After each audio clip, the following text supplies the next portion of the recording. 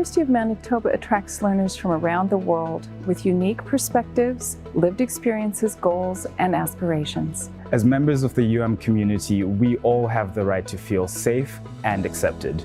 We also have a responsibility to act with integrity, be accountable, and uphold academic standards. At the University of Manitoba, we are respectful. We're dedicated to building campuses of true belonging, to ensure everyone's voice is heard, accepted, and appreciated. We are responsible. We understand that to make positive change, we must first examine and acknowledge where we've been.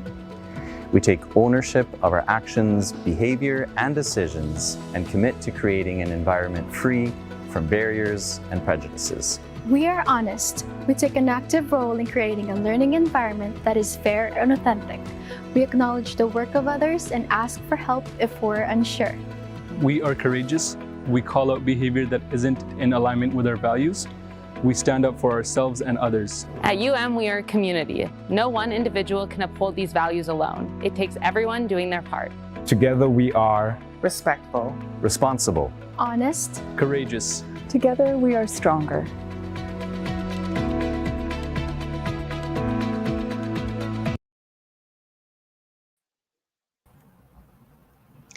Hi everyone, and welcome to the University of Manitoba.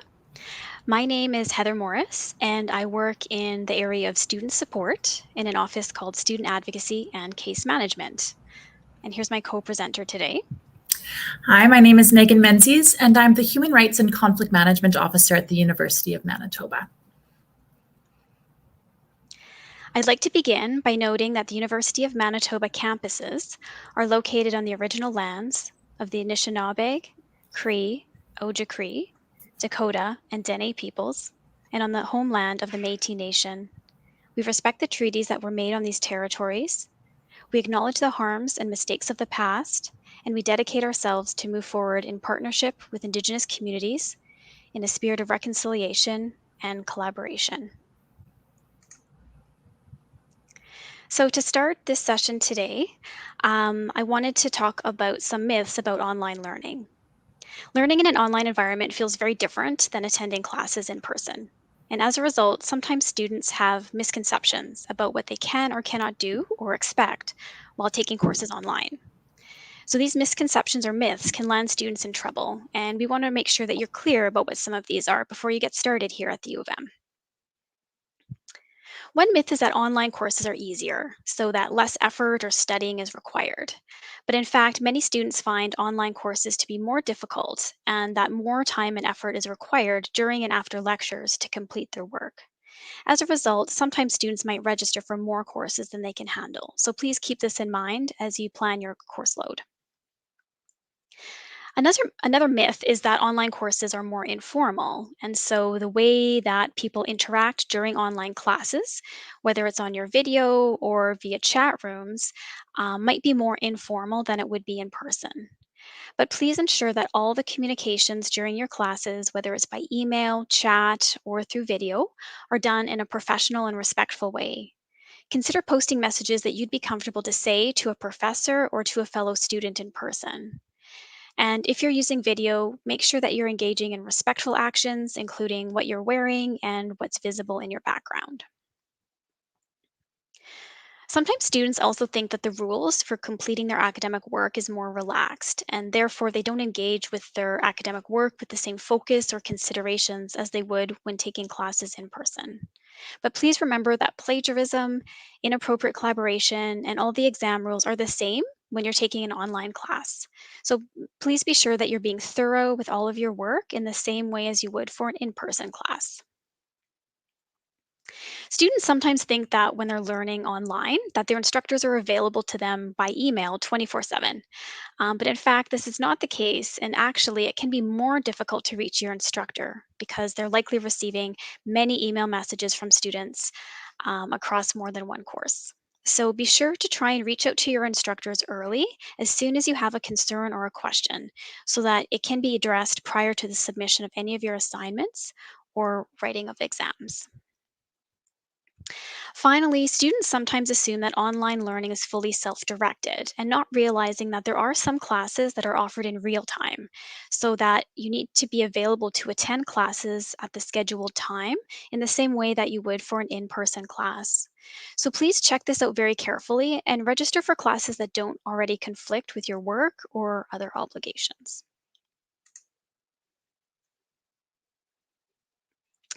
Next, I want to talk about some common academic integrity issues that might come up with online exams.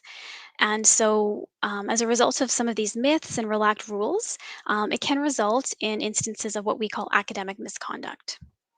So, during this remote time, some new examples of academic misconduct have occurred with regard to online exams.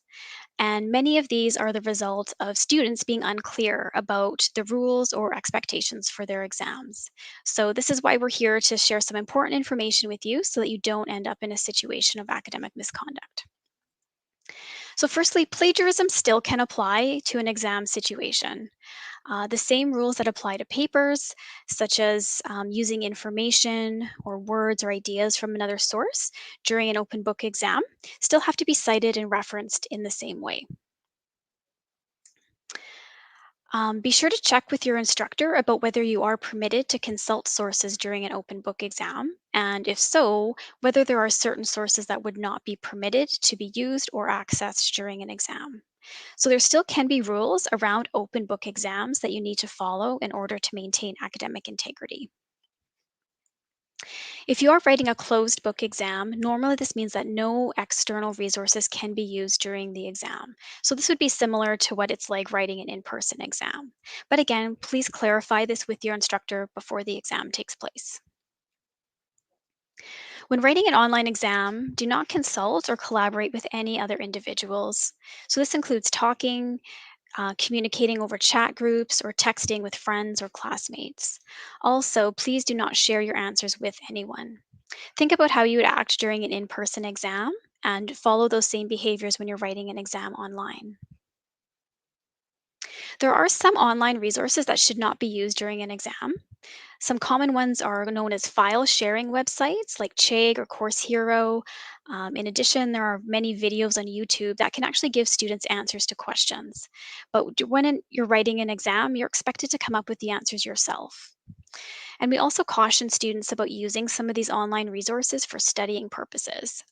We've seen situations where students end up putting down answers that they read online, and because that information matches an online source, sometimes it can result in an allegation of academic misconduct. There are also some online resources or services and businesses that will send you ads that give you the impression that they're here to help.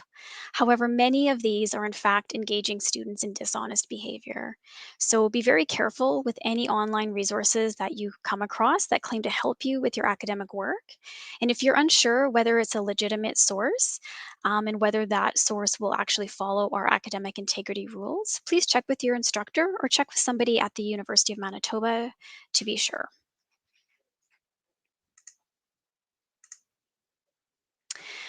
So I wanted to give you a scenario that may better help understand some of this information that I've been talking about. So in this scenario, you're writing your Stats 1000 final exam, and you come to a question that you aren't sure about how to answer. It's an open book exam. So you type the question into Google, and find that this exact question and the solution are posted on a site called Course Hero. You can copy this solution onto your exam, and this would be okay because it's an open book exam. So if you're thinking about this from a true or false perspective, this is actually false. So just because it's an open book exam, there are still academic integrity rules that have to be followed. And some websites are not permitted to be used as sources during an online exam. So please keep that in mind, and also that it's definitely not okay to copy information from another source onto an exam. Here's another scenario. Your biology exam is open book and includes a short answer section that requires definitions. You find one of the definitions in your textbook and copy it, word for word, onto your exam. Since it's an exam and not an essay, a reference to the textbook is not required. So in this particular case, that would be false. The rules of referencing do still apply to online tests and exams. So if you happen to copy information from a source onto your exam, you must cite and reference it properly. Before your exams, we always encourage you to ask your instructor about what their expectations are, but if you're not sure, err on the side of caution and always include a reference. However, in this particular situation, we would actually recommend that you try and put that information into your own words, because that will help demonstrate to your instructor that you actually understood that information. So now that I've identified some common issues and mistakes that students can make with their online work and exams, I wanted to provide you with some helpful tips to hopefully avoid these pitfalls. So firstly, clarify the specific rules for each quiz, test, and exam that you write. And these rules might vary between work even within a course or between courses. So don't assume that the rules for one test will be the same for every test. Ask your instructor each time so you can be very clear. If a friend or a classmate asks you for help during a test or exam, or even on an assignment, unfortunately, you cannot help them.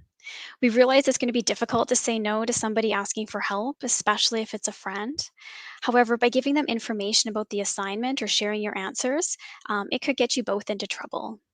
Instead, direct the student to talk to the course instructor, refer them to some of the course materials that you use that would help them answer their questions, but never share your own answers on a test or assignment with anyone else, because you never know how they're going to use that information.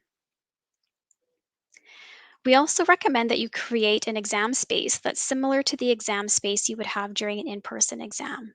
So for example, if you would not have notes or a cell phone or other devices at your exam space in person, then you shouldn't have these with you during an online exam either.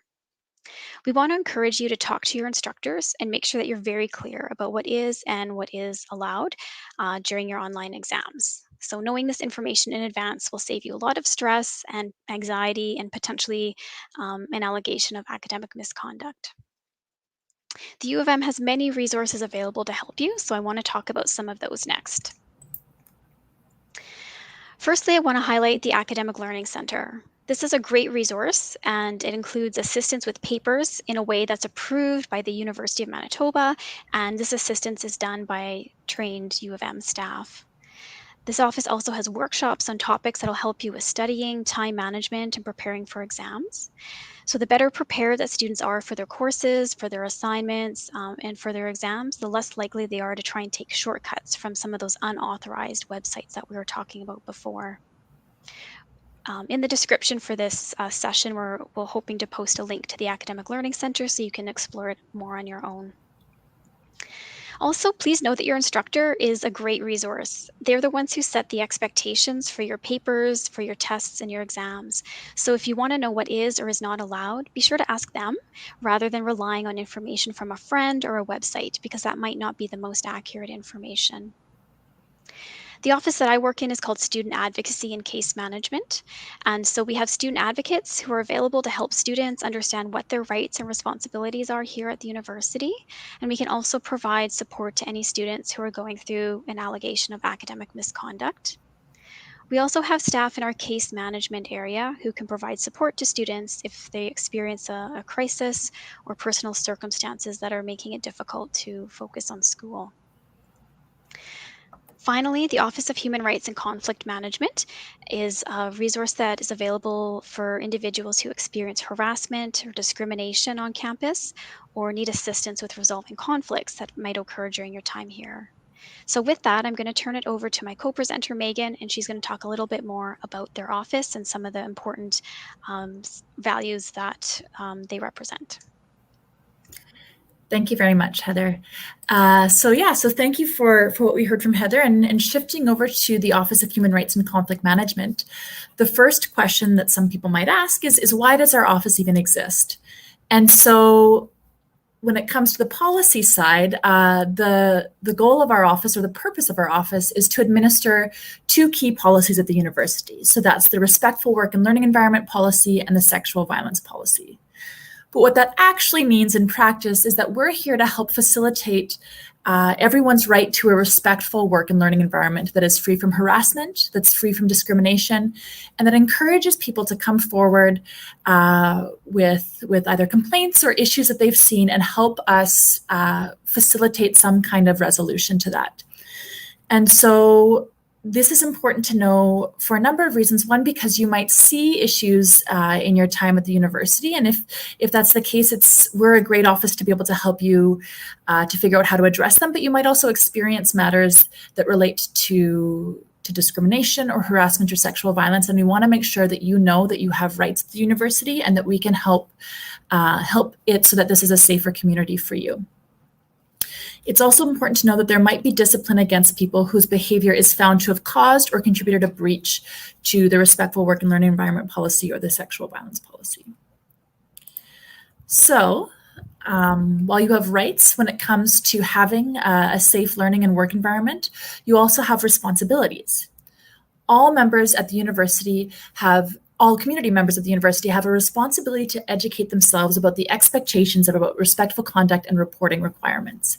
So that can be found within the respectful work and learning environment policy and the sexual violence policy, but you can also reach out to your instructors or directly to our office if you have questions about what your responsibilities are. Your instructors may have additional requirements or additional responsibilities to ensure that their classrooms are respectful and that their students feel safe. And as I said before, always feel comfortable coming to our office to ask about how you can better understand those rights and responsibilities. So this is a bit of an overview of the policies that we help administer. So there's the RWLE, or the Respectful Work and Learning Environment Policy. And so its purpose is to prohibit discrimination, human rights-based harassment, and personal harassment. There's also the Sexual Violence Policy, and what it does is it prohibits all forms of sexual violence, including sexual harassment and assault. It also dictates or outlines the supports for survivors that we have at the university. One thing to know is that even if no one comes forward under one of our policies, so even if you or a friend or someone you know doesn't feel comfortable coming forward to say that something's happened that falls within the sexual violence policy, you can always ask for accommodations to support you in your learning. So you don't have to come under that policy to get access to accommodations and supports. Finally, there's the disclosures and complaints procedure. And it walks through a lot more of the steps that are covered in these policies. And it outlines different ways for formal or informal resolution moving forward. And so I would encourage you to look over these policies. And if you have any questions, to please give our office a call. So now that we are in an online forum, both here, but just generally a lot of education has shifted over to online. This is something that I think everyone should print off if people still have printers. Maybe I'm just really old, but some that we should have access to remember. Dance like no one is watching, but email like it might one day be read aloud in a deposition. And what that essentially means is the things that we put into writing, either through emails, texts, tweets, other social media, I'm not up to date, but things that we put out there create an online footprint. And they can be, and even though you might feel it in the moment, down the road, you want to know, okay, do I still stand by this thing? If it were read out, if as the person wrote below, if it were the headline of the New York Times, would you still feel comfortable having written that down? And so to keep that in mind with everything that we're putting into the online or outlet out there on the internet. And that's something that we've definitely seen a lot more within our office is concerns around behavior that's taking place online. So we'll walk through some examples, but even things like the way that we ask people out, if you're asking people out for a date or things like that, that can come across very differently online. And so really being cautious about how many times you're emailing people, the kind of language you're using, things like that. It's a different thing when it's out there written and you can't really read context. Similarly, emailing people too many times, so not getting an answer, I think because everything's online, we're really used to things happening immediately. And as Heather had pointed out, your instructor might be swamped with a number of emails. And so if you email them on Thursday and you don't hear back by Friday, that's not necessarily an invitation to email them 5 more times. That can start giving rise to inappropriate behavior. And so starting to think about how we're acting online and how it might be a little bit different from how we would act in person. All right, so I'm going to give an example here. And similar to the scenarios that Heather walked through, these are true or false. So I want you to think about this. let's say the scenario here, which is that Riley learns that there's a private social media group run by Peyton, a student in their class. And in it, they talk about Riley and one of their classmates in a disparaging way, including gossiping about the color of their skin. So my question to you is, true or false, could this be considered human rights-based harassment under the university policy? And the answer is true. So this, so a couple things to consider here. First of all, because there's gossip and discussions around the color of people's skin, that can give rise to human rights-based harassment, but also just because this is a private social media group, so maybe it's not necessarily connected to the university directly, it can still, if it has a direct influence or impact on the university, it can still be a university matter.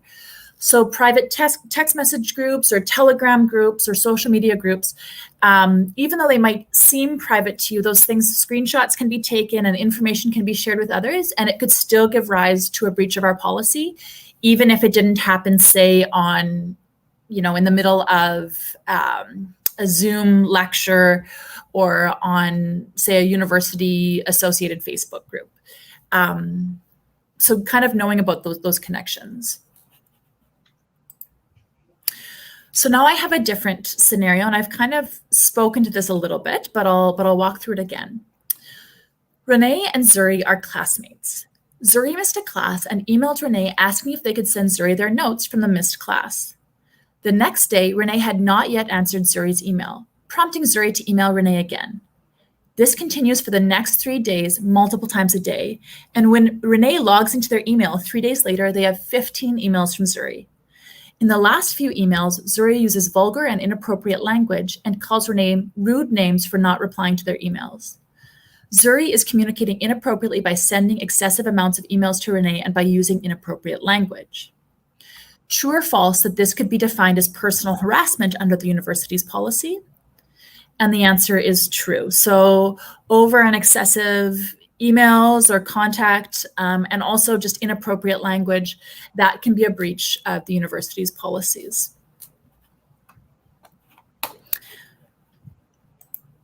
So what I've been discussing here is largely things that fall under our respectful work and learning environment policy. So things around human rights-based harassment, personal harassment, or discrimination.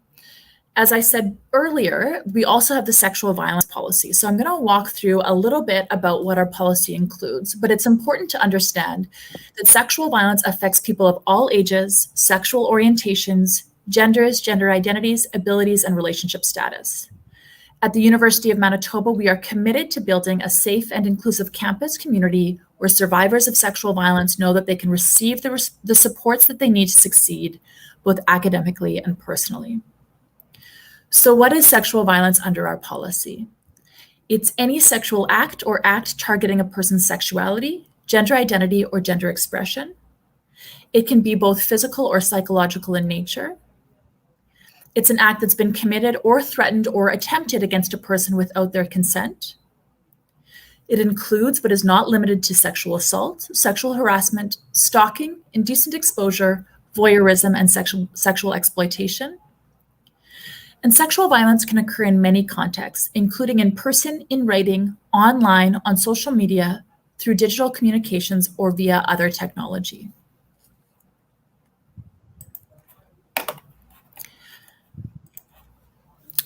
A key support that we have available through the university is our Sexual Violence Support and Education website, as well as the Sexual Violence Resource Center. And so our office is also an office that can support you with these things, but I want to make sure that you're aware of other supports available to you. So if you or someone you know has experienced sexual violence, or you have questions just to generally educate yourself better, you are more than welcome to contact our office and we can help you with that. There's also this web page, and what it outlines here is supports for survivors, resources and education for people who want to help support survivors, information on what to do if someone discloses sexual violence, information on workshops around how to respond to disclosures, and it also provides information for resources available both on campus and off campus.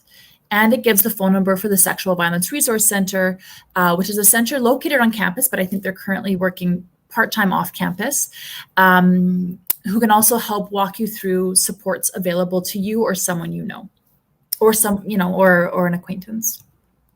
So I would encourage everyone to kind of save this webpage.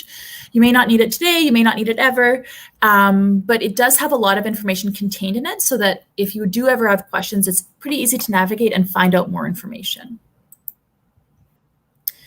So moving on to our fifth scenario. This will be a true or false question again. Effie and Kyrie work together. Effie is interested in Kyrie romantically and has asked Kyrie to go on a date with them a couple of times now. Kyrie has declined each time and has told Effie that they are not interested in dating a coworker.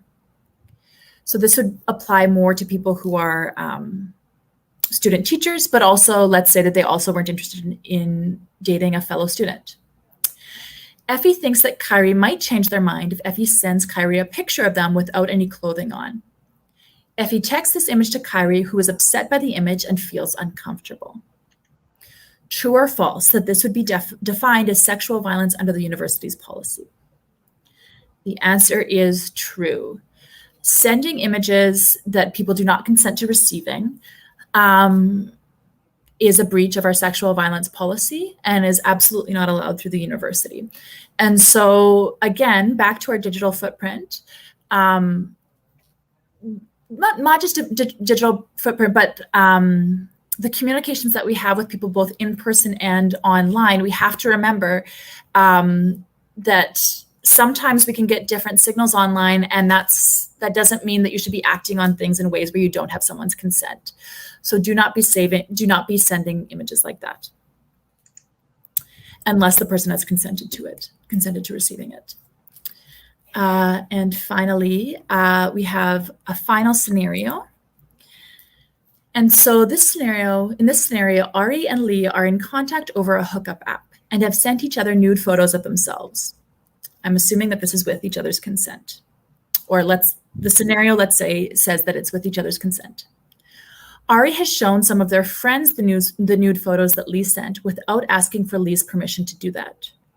Ari does not think that it's a big deal because they did not send the photos to anyone. They only showed the photos to other people. True or false? The fact that Ari showed nude photos of Lee without Lee's consent is a form of sexual violence. That is also absolutely true. So even if you're consenting to exchanging images with someone, if they have not provided their consent for those images to be shared more broadly, whether it be showing an image or sending it directly, you cannot share that image. That is a form of sexual violence and would breach our policies. So I've walked through a lot of rights and responsibilities here, and I know it can be a lot of information all at once. So I think it's really important to remember all the supports that are available to you as students at the university, so that if you have questions, you know who to reach out to immediately. There's student supports, so you can go to the student support page that walks through all the student supports available to you. There's also student advocacy. There's student services at Bannatyne campus. There's security services, and there's the Sexual Violence Resource Center.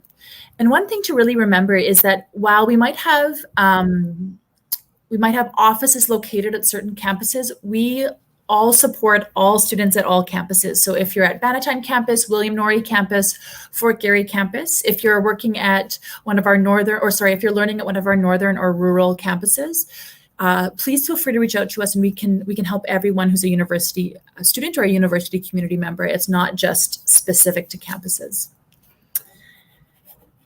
And so thank you all for attending this session.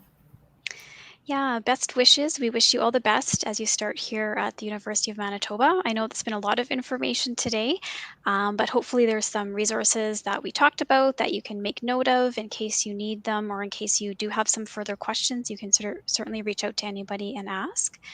But that ends the session we wanted to cover for today. But stick around, because after a bit of a break here, there is going to be another great session about remote learning that will help, again, give you some more tips to help you be successful here at the University of Manitoba. So thank you. Bye-bye, everyone.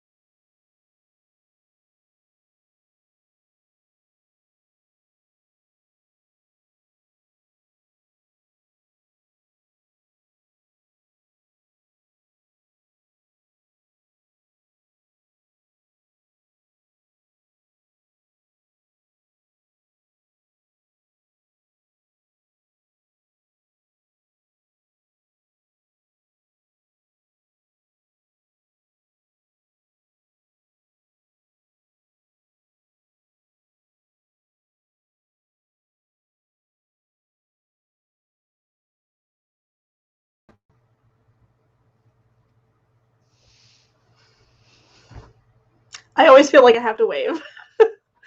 Me too. Welcome, folks, to your last session of the morning. Before you've got a little bit of a break, we go separate ways for faculty and program sessions this afternoon. Today, Ali and I are going to be talking about getting started with remote learning. And I know you've heard a lot about your first couple days starting university, but what we're going to be talking about today is your first 6 weeks. And the reason for that is the first 6 weeks are a really critical transition time for your start to university, and the habits you pick up and you really start with are going to set the tone for the rest of your first year. So Chris, can you go back one? Thank you. With that, I'd like to introduce my co-presenter, Ali, who is a lovely human being. And I don't just say that because she used to be my boss, although she did. She is definitely a plant lady, and a number of her plants have human names, which I just find really interesting. She also loves dogs and babies. And if you're ever on a Zoom or Teams call with her, yes, she does in fact want to meet them. And she has a surprising ability to bust out with the 90s like hip hop / rap at very work appropriate times, right, Ali? Ice. Always. She's the coordinator of the First Year Center, and she really cares about students and their experience here at UVM. So, yeah, that's Ali. Thank you, Sarah. And yes, welcome. I'm so excited to be here, as is Sarah. And we decided at the last minute she would introduce me and then I would introduce her, because we get a little bit of a different vibe going on. So some things that I want you to know about Sarah. So she's the lead coordinator in student life. That means all things student life come from her brain at some point or go through her brain at some point. So she's got an amazing team with her in student life.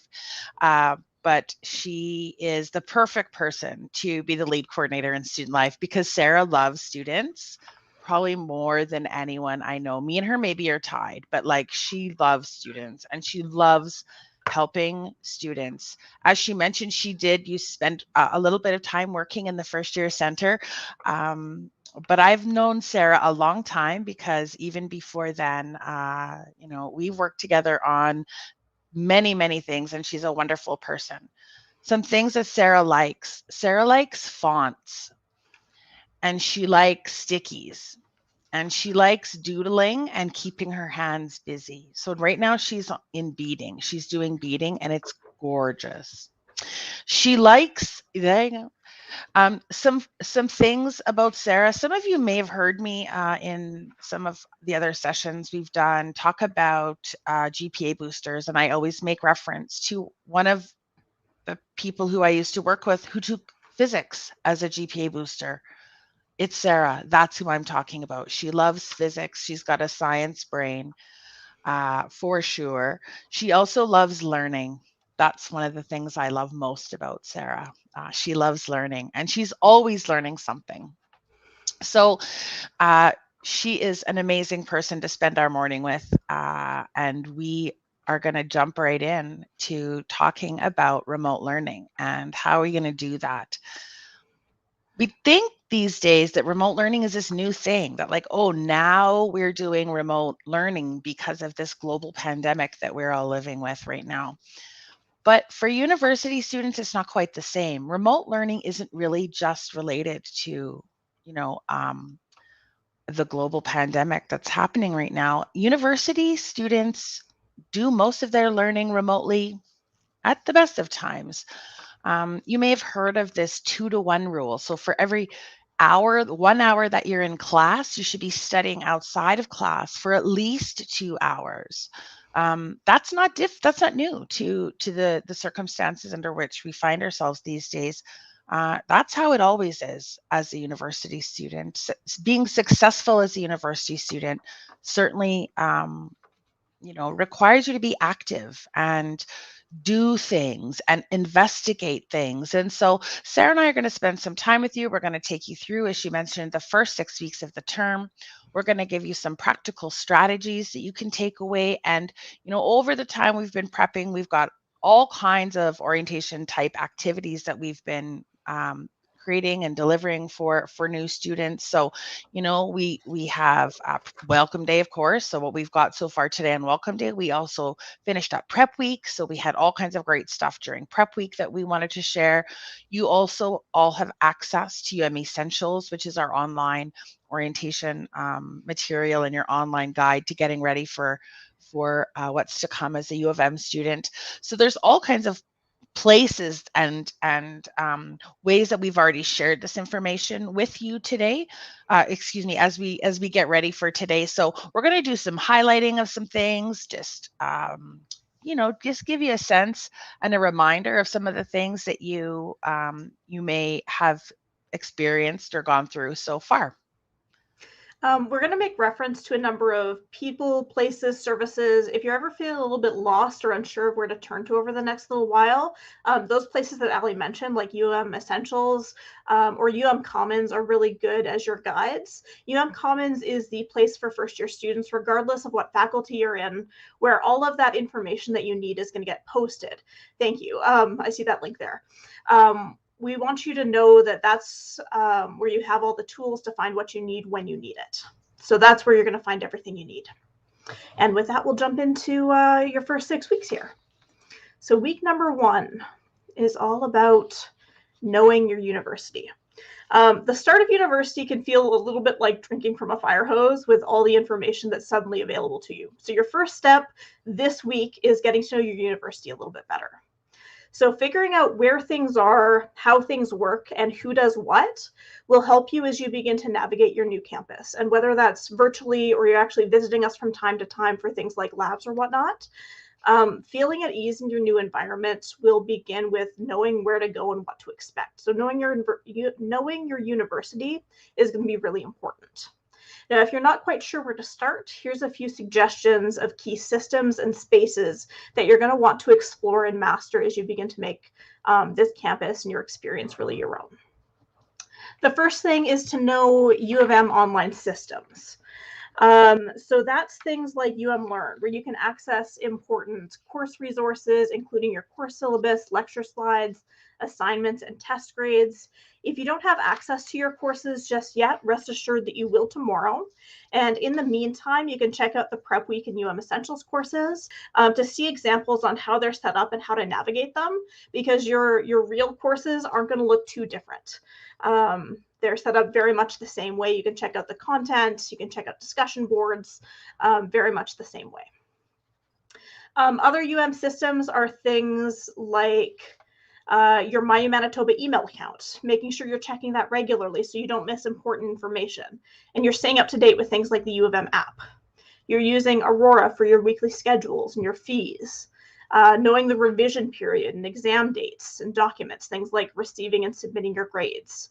And this is where Ali likes to always remind everybody of umanitoba.ca as being a really critical tool, which has a search bar that's very much like Google. So clicking on everything and you're not going to break anything, but using the search tools at UManitoba can be very helpful. And the new website has gotten a lot more easy to navigate. So that's pretty helpful that way. Also, knowing how to use the libraries are a really good resource as well. They're a lot more than just books. There are study spaces that are open now, and a lot of resources available online that you can search. Each subject has a specialized librarian who can help you explore source material and actually help you use it correctly. And that's really helpful for avoiding misconduct, which is our last point there. Our third point is knowing important dates, as you're going to be expected to meet a variety of deadlines over the next several months, which include things like the general dates like the revision period, fee payment deadline, university closures, things like that, but also important dates for your classes. I know you've heard about your course syllabi. All of those dates should go into a calendar somewhere, whether that is on your phone or digitally, or if you have something printed physically. I'm one of those people that likes to have a physical printout somewhere, but at the same time, I like having my phone on me at all times. So it kind of varies what kind of person you are, whatever is going to work for you. And then lastly, knowing what is considered misconduct is going to be really important, both on campus and online. So reviewing the university regulations and rules that are outlined in the academic calendar is going to be really important. We have a quote from a former student about knowing the university and something they wish they'd known. Next slide, Chris, please. Thank you. And that is, I wish I knew having to change classes wasn't the end of the world. I feel like I failed myself when I dropped and replaced classes. I now realize how irrational a thought that was. The classes just weren't my fit, and leaving them for ones that were has made all the difference. And that can be really huge, especially during that revision period where you do have that ability to make changes to your schedule without any sort of academic penalty is really important. So use that revision period to your advantage. You have up until September 21st to make those changes. And like I said, there's no academic penalty for those adjustments. And yeah, with that, I will turn it over to Allie. So week 1 done. Now we're going to go on to week 2. Week 2 is really an important time for you as a student, because you're going to start to see some of the things that you need to do are going to start really, it's going to really start to feel meaningful to you. So week 2, we want you to start planning, right? Making sure that you're ready for the upcoming term. So we want to remind you that, it's important when you're planning that your time, being a university student now means managing your time well, and being aware of deadlines. Can there be extensions to deadlines if needed? For sure. But for the most part, the deadline is the deadline. And so it's important to keep yourself on top of your deadlines. As Sarah mentioned, use your course outlines. Take your course outlines. You'll get one for each class, and map out all your due dates, test dates, assignment dates. Map that out for the whole term, not just, where you can see all your courses, everything you need to do in one place. Don't get caught off guard, please. This is a big problem, right? Keep yourself on track. Oh no, I have an assignment due is not a good strategy. So it's not even a strategy at all. So don't forget, so sorry, Sarah, I should be careful if you're taking a sip not to say things that are funny. Anyways, so there's lots of workshops available to help students, plan and organize and manage their time. So we've got information, as we mentioned, and Essentials. There's prep week sessions that that you can access through Learn in the Prep Week course that help you with time management. We also have academic success workshops, and those are offered every single term through the First Year Center and Academic Learning Center. So make sure that you're doing your planning in advance. And remember, there are only 168 hours in a week. So make sure you're using them wisely. 168 hours in a week seems like a lot. But really, if you factor in, all the things that you need to do, that time disappears very quickly. So make sure that you're planning and managing your time. The other thing we want you to plan to do is to go to class. Attending class is so critical. Being in the, immersing yourself in that environment, it really helps to sort of get things into your brain. Understanding your course material, figuring out what's going on in the class, connecting to your instructor, all those things are really important, and those happen when you're in classes. Make sure that you know that even though we have some plans right now for remote courses and courses to be delivered remotely, that doesn't mean there's no classes. You still have to go to class. So if your class is running Monday, Wednesday, Friday at 10:30, even though it's remote delivery, you still have to go to class at those times. It's very important to show up to the classes that you see listed in, or the class times, that you see listed Aurora, and also looking in Learn, which will help you to find your courses and class times as well. While you're in class, please make sure you're taking notes. Even if your instructor gives you a copy of the PowerPoint presentation, even if the instructor provides you with the notes that they're working from, it's important that you take your own notes while you're in class and while you're doing your studying.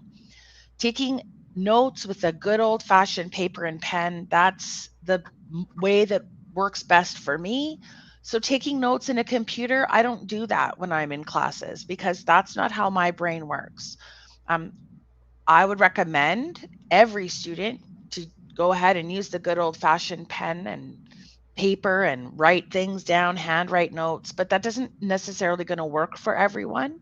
So whether you're doing it the old-fashioned way, whether you're typing notes on a laptop, it's really important that you remember to continue to take notes and learn how to take notes. When you start university, often students, they don't know how to take notes in a university lecture.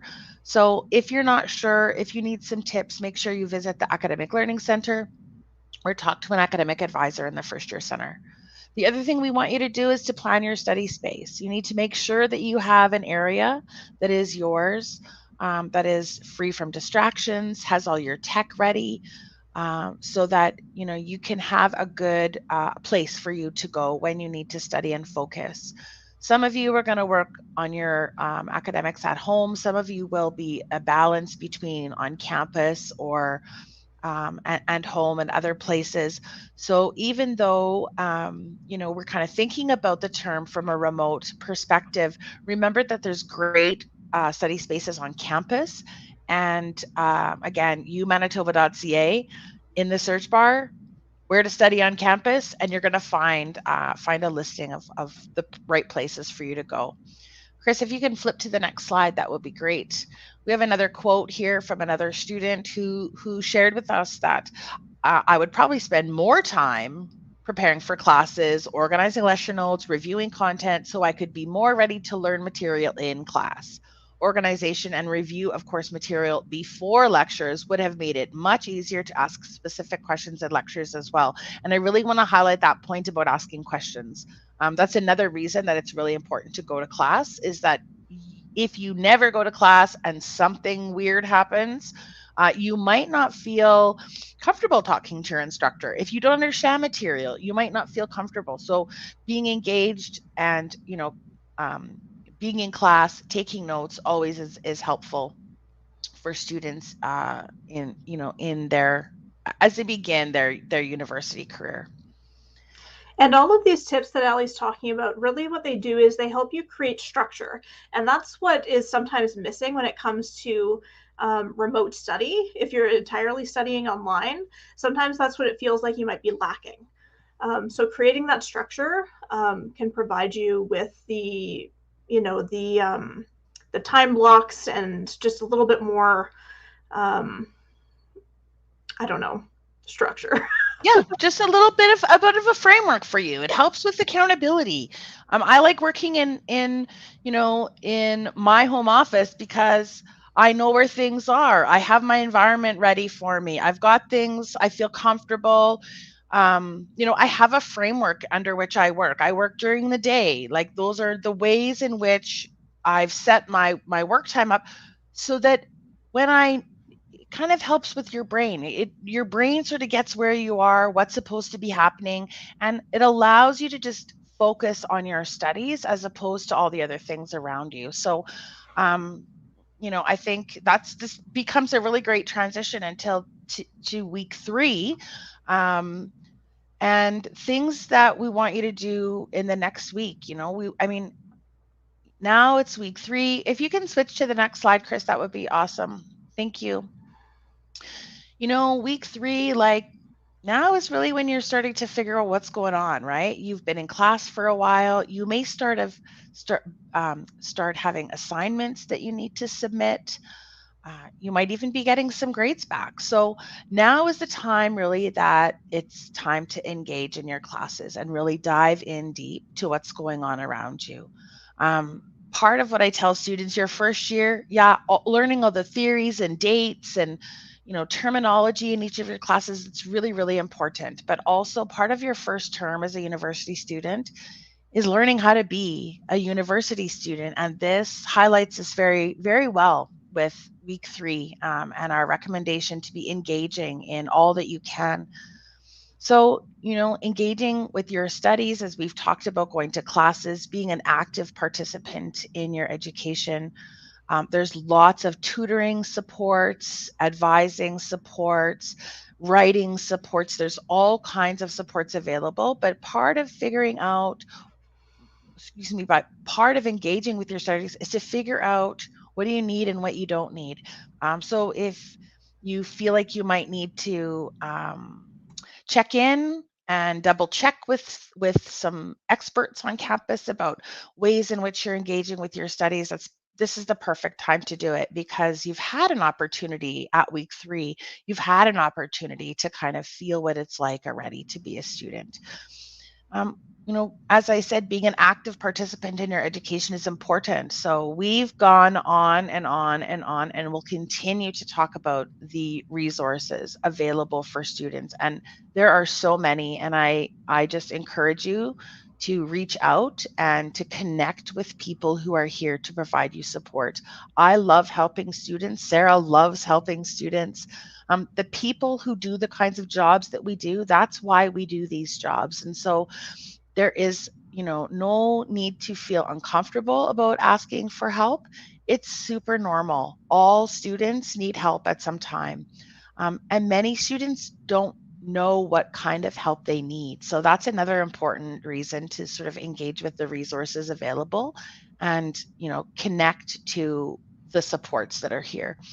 One thing I will say is when we talk about students' resources, we often forget about your course outline. Your course outline is a really great resource for you. All the information about where and how to contact your instructors will be in the course outline. And that really takes us to our next point is you have to engage with your instructors. Introduce yourself to each of your instructors.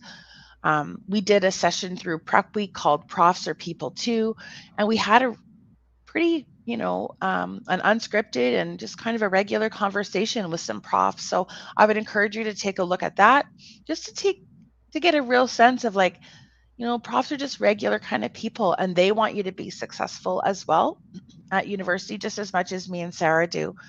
The other thing about profs is remember that they're here to teach you course material, but they also know that you don't know how to be a university student. We all know that new students aren't sure of, most things. And so that's why, we look to you to sort of raise your hand to tell us that you want to get things checked out, or that you may need a hand with sorting some of the resources out, like what do you need and how do you connect with those. So we'll move on to a quote from a student. And this student shared with us, "I wish I had known that I needed to begin studying early and often rather than cramming before a test. My first term, I waited until my exams were near to begin studying, assuming they would be similar to high school. This was not the case, and I ended my first term worried my marks were not high enough for my faculty of choice. The following term, I began studying from day one and began to see my marks improve." So this is a good example of how engaging with your studies can really help you to get to the place you want to go, right? To help you reach your goals. We'll flip to the next slide. Week 3 is now done. Week 4, Sarah, here you go. What do we do in week 4, Sarah? So week 4 is all about connection. With everything that's going on right now, it's really easy for us to feel isolated or alone, and being connected to other people is going to foster your overall sense of belonging and also your sense of normalcy. And the really good news is that the U of M is a community of diverse individuals with ample opportunity to be connected. In terms of student communities, UMSU is the province's largest student association, and it supports more than 150 student groups on campus. And even beyond that, there are co-curricular programs and opportunities to engage with and get connected with others who share your interests and your values. So here are a few ideas on the different ways in which you can connect on campus and help shape your time here at the U of M. The first is getting connected outside the classroom. So learning more about local, international, and co-curricular opportunities at the U of M. So Student Life, my office, is a Woot, really woot, woot, woot. it's a really great place to start if you're feeling lost. And there are other really great opportunities that run through our sister offices like Community Engaged Learning, the International Center, and the Indigenous Student Center. So lots of really great programs and opportunities in those sorts of areas. You can also connect with peers, and this might be through discipline-based student groups like UPSA, the Undergraduate Psychology Student Association, or BUGS, the Biology Undergraduate Students Group, or by attending some of the on-campus events that you're going to start seeing a little bit more of over the next little while, like a Bison Home Game, which are free for students. If you feel like you need a peer to talk to, there are peer mentors and peer helpers available through the Student Life office as well. The application for a peer mentor is open until September 10th at umanitoba.ca/mentorship. But after that, peer helpers, who are students that are trained in active listening, can help you talk out something that might be going on and help you get connected to other groups or resources on campus. Third, connecting to your interests. Those who share similar interests or values can be a really good resource when you need support or guidance. So you can find a community through the co-curricular database in Career Connect, or come chat with us in Student Life. And then lastly, connect with an academic advisor. They are a really great connection to have, who can help you plan your academic program, suggest opportunities, and discuss your progress. And I'm the cautionary tale of somebody that didn't always do this, and it took me a little bit longer to graduate. So a very good resource to have and to check in with on a continual basis. And we'll flip to the quote from our student on our next slide here. So this is from a former participant from the new student peer mentoring program, who said that joining a peer mentoring program gave me a sense of belonging with the university, even though I'm yet to go on campus. I've learned a lot and definitely feel more at home at university. I have no idea what the program would have been like in person, but I really enjoyed the online aspect of it. I would strongly recommend the future first-year students to join because it allows you to get to know so many awesome people. It has enabled me to feel so much more prepared for university. So again, that connection piece really can't be understated, is really, really critical for your sense of mattering, of belonging, and feeling like you're part of something bigger. And then we'll flip to week 5, which is all about balance. We recognize that university can be stressful, that is a fact. And with the intensity that comes with the first few weeks of classes, you may find yourself slightly off balance as you're trying to manage multiple deadlines. You tend to see midterm season come up as we near the middle of the term. And balance means more than just making sure that you have time to binge Netflix long enough that it asks you if it asks you that you're still there every now and then.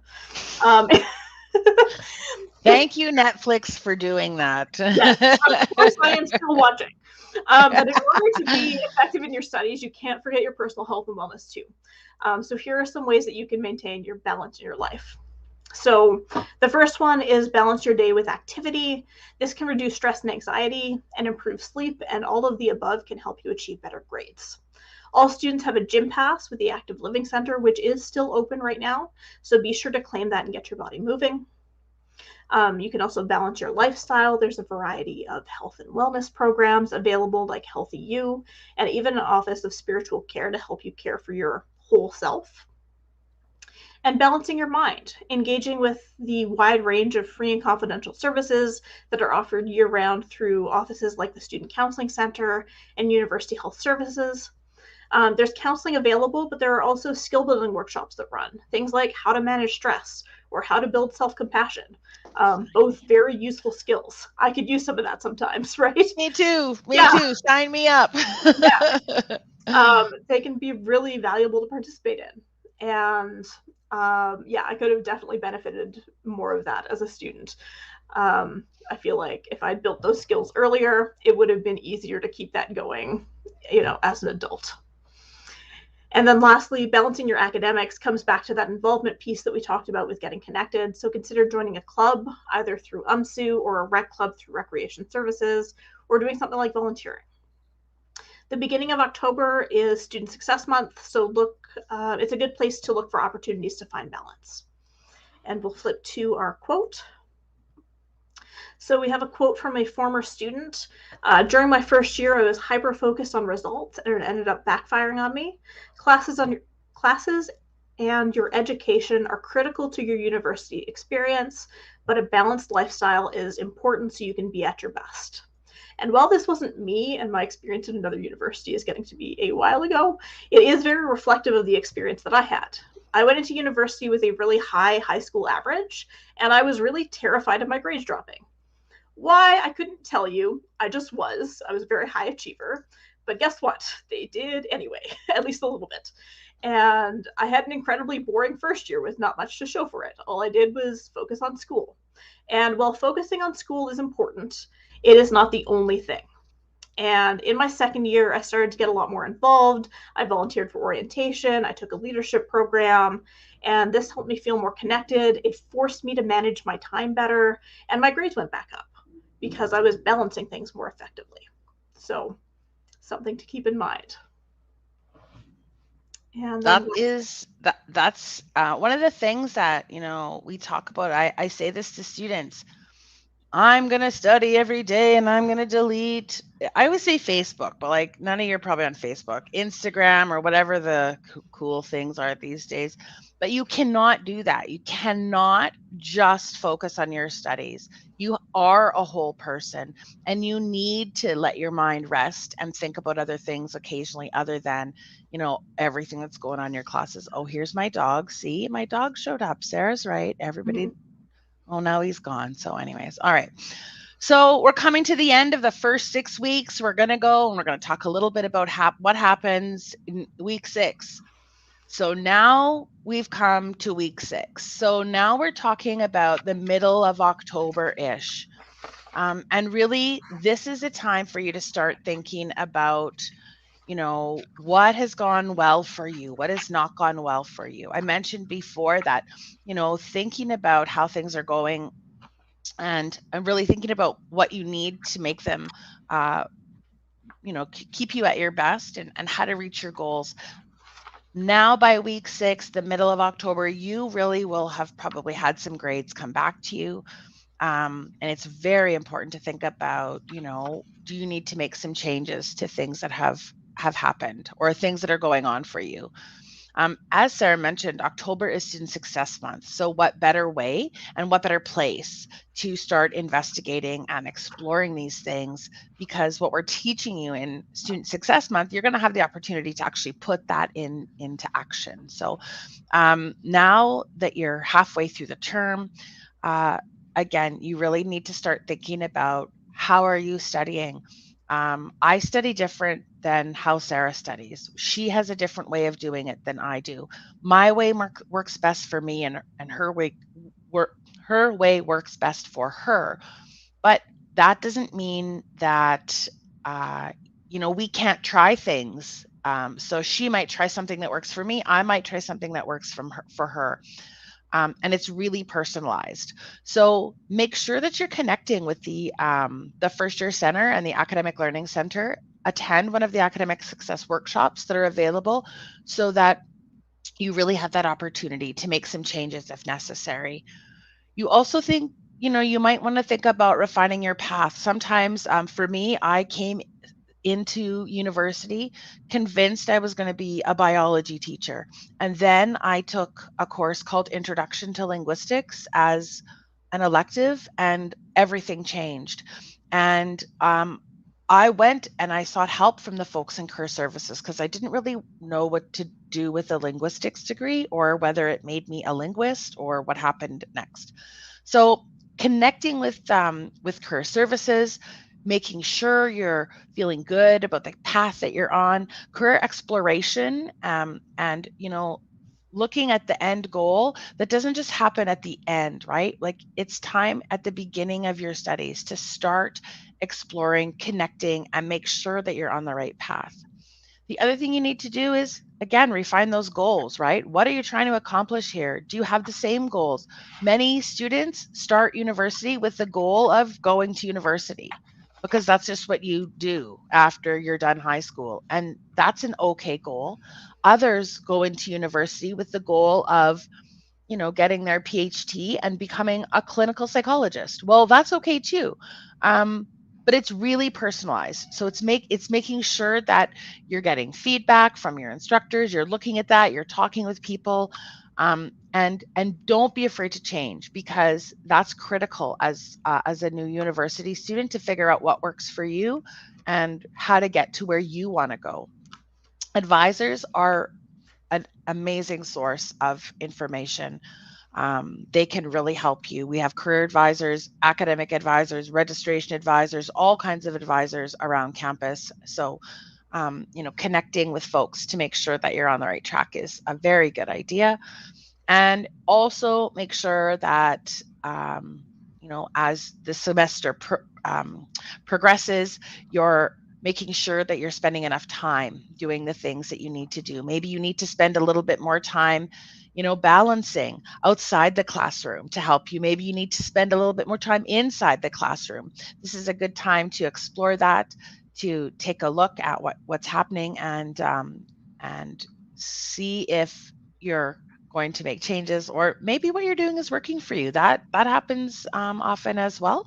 So connecting with an advisor is the best place to sort of talk about changes, or ways to refine what you've been doing. We have one last quote from a student about ways to sort of change things and look around at different things. And the student said, "I would invest more time into figuring out what I wanted to do. In high school, I was only exposed to a handful of career options. And so without much exploration, I picked a path without realizing the other great options out there." And I shared a little bit about my own story, about how you think you're going to head one way and whoosh, off you go, and you're down a different path. And that's important, because I love what I do, and I would not necessarily have been where I am had I not been open to my path changing. So, that's kind of bringing us to the end of the first 6 weeks. Again, I work in the first year center, so I absolutely love all of the advisors in the first year center. The first year center is located in 205, room 205 in the tier building. I know we're not quite ready to welcome you with, onto campuses, onto our campus, but we're going to get there. So when you are on campus, stop by 205 tier. That is where our fabulous advising team is. Sarah and her team work out of room 225 University Center, and you can drop in there and connect with her and her team, and we'll help you through the first 6 weeks. I'm going to sign off a little bit here, and we've got Brandy Usick joining us. Sarah probably has some concluding comments for you. I'm going to give you the best piece of advice that I can right now, and how to be successful at university is to read. Read everything. Read your email. Read your textbooks. Read. Part of your job now is to read through all kinds of information and figure out what is the exact thing that you need. So my recommendation is read and reach out. I want to welcome every single one of you here. I am so happy that you've joined us at the U of M. We cannot wait to watch you walk across the stage at the end of this journey. But in the meantime, come and visit, say hello. Thank you. And I'm going to hand it over to Sarah to say her final goodbyes. Mm-hmm. So I'm from the Student Life Office. So I feel like I have to give you one last reminder that your life as a student is so much more than schoolwork. And by taking the time now to step outside your comfort zone and try new things like outside the classroom, you're going to enrich your experience, and you'll get out of university what you put into it.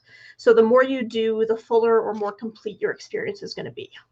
University is a really, really exciting time, and it might take some adjustment, but you will get the hang of it. Remember that while you're more independent here, you're never alone. And there are people who care about you and who are here to support you throughout your journey. So please don't ever be afraid to reach out. We're here to support you. And I'll turn it over to Brandy.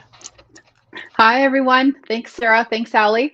Hi, my name is Brandy Uzik, and I'm the Executive Director of Student Engagement Success, a large title that essentially means ensuring that you have the services, supports, and programs to help you be academically successful, and that you have meaningful opportunities to learn and to make connections in and outside the classroom.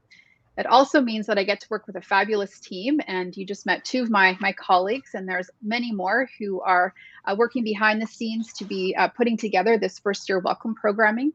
And we've been here all along supporting you right from when you accepted that letter of offer through getting ready to register, and now with the Essentials online registration prep week, which just happened last week, and we're delighted that you're here today with the Welcome Day ceremony.